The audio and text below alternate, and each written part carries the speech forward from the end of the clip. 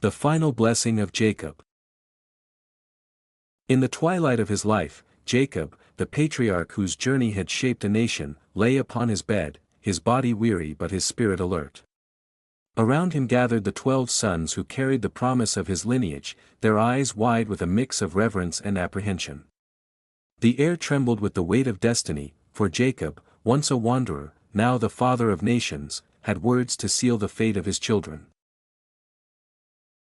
The sons gather. One by one, they came closer, the room filled with the subtle scent of incense and old wood. Each son bore the marks of his character, etched not only in their faces but in the way they carried themselves, some with quiet strength, others with restless energy. Jacob beckoned them with a feeble hand, yet in his gaze burned the wisdom of a lifetime of struggles, triumphs, and divine encounters. Jacob began to speak, his voice soft but firm, a melody that carried the echoes of generations. He spoke not merely as a father but as a prophet, revealing visions that shimmered beyond the veil of the present.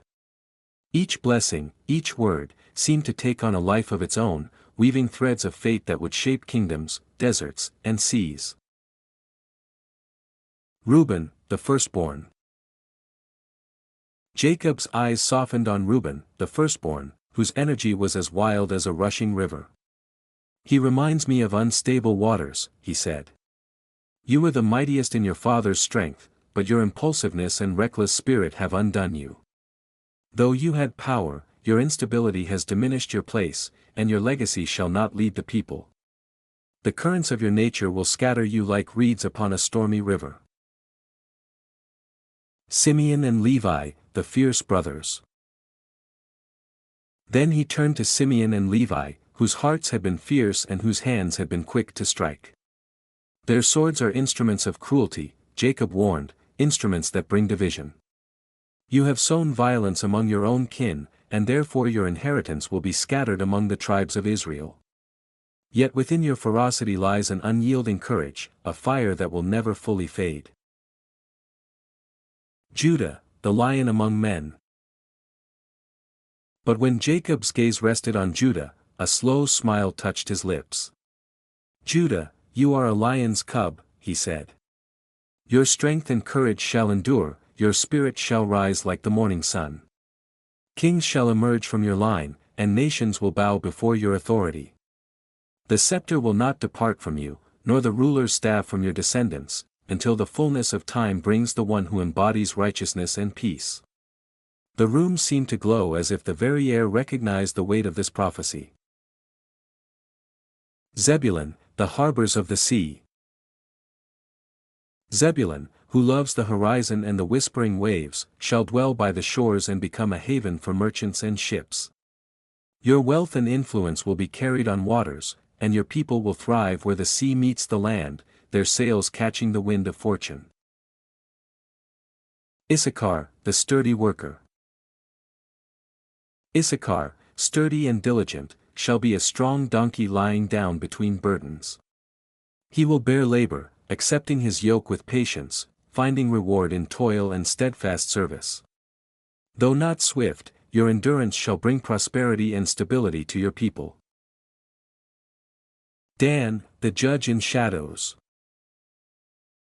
Dan, sly and discerning, shall be a serpent along the path, striking unseen. Your role shall be as a judge, a deliverer in unexpected ways, yet be wary of deceit and treachery, for the shadows you navigate can turn upon you if not balanced with wisdom. Gad, the resilient warrior. Gad, you shall be attacked by raiders, yet you shall rise and triumph. Your tribe will be a warrior people, strong in defense and resilient in adversity. From your courage, victory shall spring, though it will never come without struggle. Asher, the land of abundance. Asher, blessed with fertile lands, shall yield rich food for kings and commoners alike.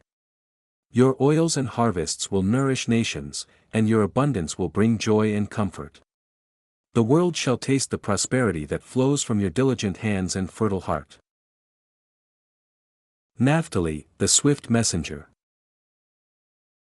Naphtali, swift as the wind, shall bring beautiful words and swift victories.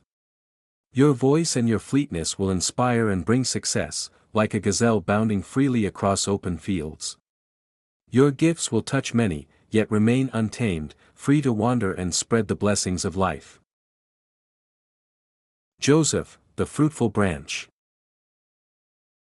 And then Jacob's voice softened for Joseph, whose life had been a tapestry of hardship and triumph. Joseph is a fruitful vine, flourishing and strong. Even amidst trials, your roots run deep, and your branches stretch beyond your enemy's reach. You shall endure storms, rise above betrayal, and multiply in blessings. Your descendants will prosper, and your influence will extend far, like rivers branching through a vast, fertile land. Benjamin, the fierce wolf. Finally, Benjamin, the youngest, fierce and untamed, shall be like a ravening wolf, devouring with strength and swiftness. You shall fight valiantly, and your courage will instill both fear and respect. Though small in number, your tribe will be a force unmatched in determination and spirit. Jacob's closing words. Having spoken over each son, Jacob stretched his arms as if embracing the future itself. He commanded them to gather, to bury him in the cave of Machpelah, beside Abraham and Isaac, for his journey was ending, but the path of his sons was just beginning. The room was filled with a quiet awe, the shadows of the lamps dancing on the walls, as if the very stones and air had heard the pronouncements of destiny. The sons left Jacob's bedside, their hearts heavy with reverence and thought, each carrying the seeds of prophecy in their souls. The patriarch's words were not mere wishes, but the whisper of God's vision, etched into the tapestry of time. Lessons and reflections. Genesis 49 reads as both prophecy and parental wisdom, a tapestry of character, consequence, and destiny. Each son's blessing or warning reflects not only individual traits but the collective fate of nations that would emerge from them. The text teaches that actions and choices resonate far beyond a single lifetime, shaping futures in ways both visible and unseen. Jacob's blessings also highlight the balance between human agency and divine orchestration. Strength without restraint, cunning without wisdom, diligence without joy, all have consequences. Courage, endurance, patience, and righteousness are rewarded in ways that ripple through generations. Ultimately, this chapter reminds us that every person carries seeds of both challenge and potential. Just as Jacob's sons each inherit traits that define their tribes, we inherit and cultivate characteristics that shape our journey and impact the world. By observing, reflecting, and learning from the past, we can navigate life's currents, harness our strengths, and mitigate our weaknesses, ensuring that the legacy we leave is one of wisdom, courage, and blessing.